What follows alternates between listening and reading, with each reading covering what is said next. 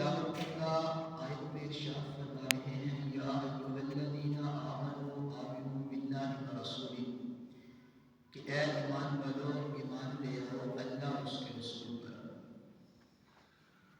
میں نے بارہا یہ بات آپ حضرات کی خدمت میں یہ عرض کی تھی کہ خالق کائنات ایمان والوں کو مخاطب کر کے ارشاد فرما رہے ہیں اے ایمان والوں تم ایمان لے آؤ۔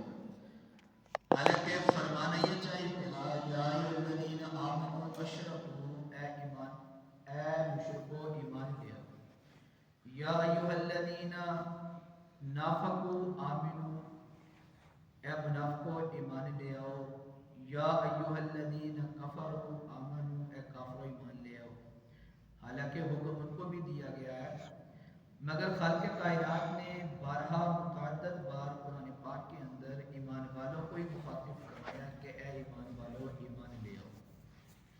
مفسرین فرماتے ہیں اس کے دو معنی ہیں۔ پہلا معنی یہ ہے کہ یا ایھا الذین آمنوا اتقوا اے ایمان والو آپ ایمان بھی لے آئے ہو، تقوی بھی اختیار کرو، پرہیزگاری بھی اختیار کرو۔ اور دوسرا معنی یہ ہے کہ اے ایمان والو اب ایمان لے آئے ہو، دل سے اس کی تصدیق بھی کر دو۔ سوال یہ ہوتا ہے کہ ہر کلمہ کو دل سے تصدیق تو کرتا ہے، اس نے دل سے کلمہ پڑھا ہوا ہے، وہ مسلمان ہے، پھر ان کو مخاطب کر کے کیوں کہا گیا؟ فرمایا اس لیے کہ ایمان لانے کے بعد ابھی انسان کا کام مکمل نہیں ہوا، ابھی تو وہ اسلام میں داخل ہوا ہے، ابھی تو وہ مسلمان ہوا ہے۔ فرمایا اس کا کام مکمل کب ہوگا؟ اس کا کام مکمل تب ہوگا جب وہ ایمان کے تقاضوں کو پورا بھی کرے گا۔ اس کا ایمان مکمل تب ہوگا جب وہ نیک اعمال والی زندگی بھی گزارے گا۔ فرمایا اس کا ایمان مکمل تب ہوگا، دل سے تصدیق اس وقت تک ثابت ہوگی جب وہ اپنے آپ کو گناہوں سے بچا کر نیکیوں کی طرف لے آئے گا، اپنے آپ کو آقا علیہ الصلوۃ والسلام کے احکامات کے مطابق زندگی گزارتے ہوئے اپنی زندگی کو اللہ اور اس کے رسول صلی اللہ علیہ وسلم کے طریقے کے مطابق گزارے گا، تب پتہ چلے گا اس نے دل سے تصدیق کی ہے۔ فرمایا اس کے مراتب ہیں، جو جتنا نیک عمل کرے گا اتنا ہی وہ ایمان سے دل سے ایمان کی تصدیق کرے گا۔ اگر وہ 100% نیک عمل کرنے والا ہوگا، فرمایا وہ 100% دل سے ایمان کی اس کلمہ کی تصدیق کرنے والا ہوگا۔ جب انسان 100% دل سے تصدیق کرے گا اس وقت اس کا کوئی بھی عمل وہ شریعت کے خلاف نہیں ہوگا، شریعت کے خلاف نہیں ہوگا۔ اس کو فرماتے ہیں کہ یہ ہوتی ہے خاموش تبلیغ، ایک ہوتی ہے زبانی تبلیغ، ایک ہوتی ہے عملی تبلیغ، ایک ہوتی ہے خاموشی والی تبلیغ۔ فرمایا انسان کی تبلیغ جو عملی تبلیغ ہوتی ہے وہ زیادہ اثر انداز کرتی ہے کہ انسان زبان سے جو بات کہتے ہیں وہ عمل بھی کر کے دکھائے۔ اگر انسان وہ عمل کر کے دکھائے گا، بے شک بات کہنے میں چھوٹی ہو، بے شک وہ بات کرنے میں چھوٹی ہو، لیکن فرمایا اس کا وہ عمل ہوگا تو سامنے سے دیکھنے والا بھی اس پر عمل کرتا نظر آئے گا۔ اس کو کہتے ہیں عملی تبلیغ۔ اور فرمایا جتنی عملی تبلیغ یہ انسان کی زندگی میں اثر انداز ہوتی ہے، فرمایا اس طرح زبانی تبلیغ وہ انسان کی زندگی میں اثر انداز نہیں ہوتی۔ کہنا کوئی اور بات ہے اور کر کے دکھانا کچھ اور بات ہے۔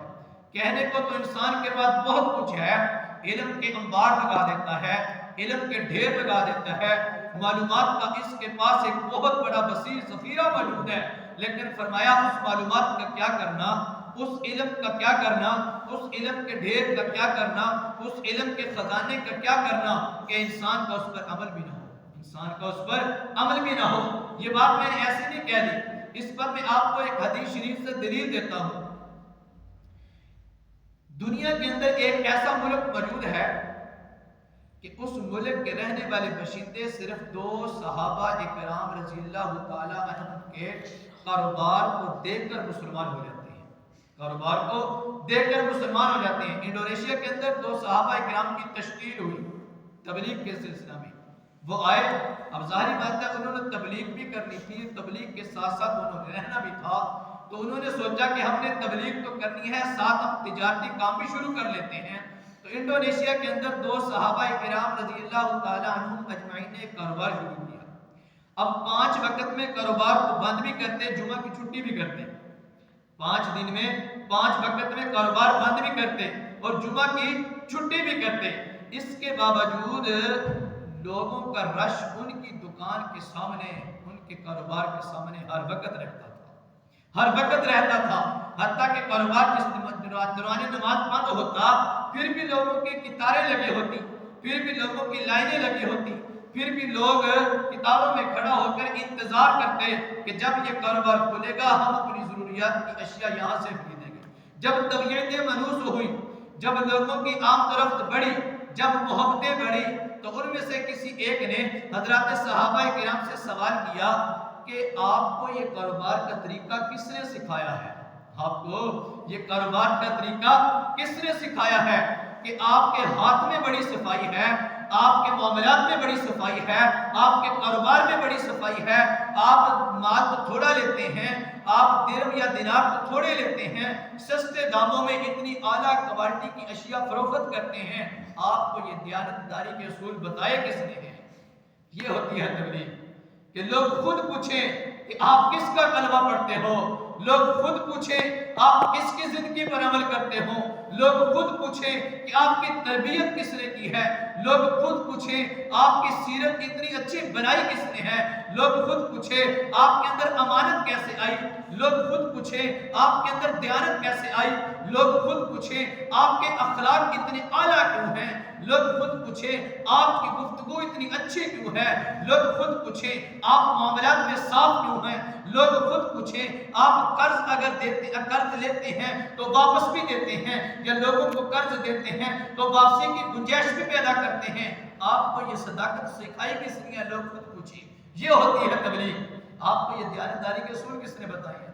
یہ کاروبار کے اندر اتنی صفائی کیوں ہے، اتنے معاملات کے تجارت کے اصول کس نے بتائے ہیں؟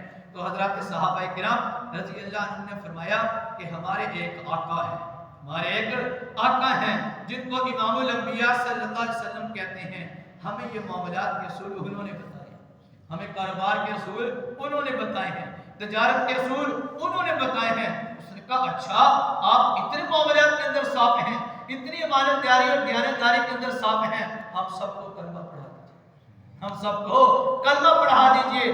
بات کرنے کا مقصد یہ ہے، بات آپ کی خدمت میں عرض کرنے کا مقصد یہ ہے کہ کوئی دعوت نہیں دی ابھی تک، کوئی تبلیغ نہیں کی ابھی تک، کلمے کی دعوت لے کر چلے نہیں ہیں، ابھی ان کو نماز کا حکم کیا نہیں ہے، ابھی ان کو بت پرستی سے روکنے کی کوشش کی نہیں ہے، صرف اپنی تجارت کو آقا علیہ السلام کے طریقے کے مطابق لوگوں کو کر کے دکھایا۔ اس کاروبار کی وجہ سے ہی، اس کاروبار کے اندر امانت اور دیانت اور صداقت کو دیکھتے ہی انڈونیشیا کے اکثر لوگوں نے یہ ہوتی ہے اصل میں دین اسلام، یہ ہوتا ہے اصل میں ایمانی زندگی، یہ ہوتی ہے اصل میں ایمان کی عظمت، یہ ہوتا ہے اصل میں آقا علیہ السلام کے احکامات کے مطابق زندگی گزار کر دکھانا۔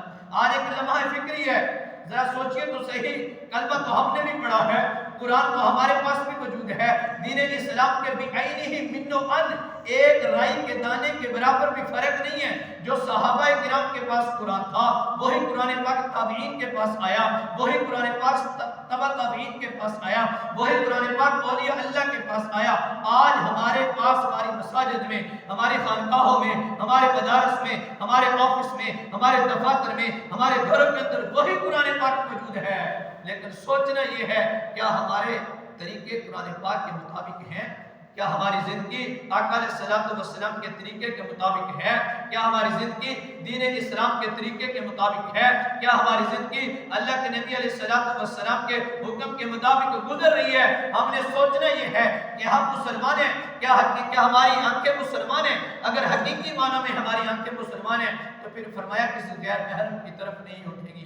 فرمایا پھر سوچنا یہ ہے کہ ہمارا دماغ مسلمان ہے، اگر یہ دماغ مسلمان ہے تو پھر یہ غلط سوچے گا نہیں۔ سوچنا یہ ہے کہ ہمارا دل مسلمان ہے، فرمایا اگر صحیح معنی میں دل مسلمان ہے پھر دل کے اندر اسلامی تقاضوں کو پورا کرنے کے جذبات پیدا ہوں گے۔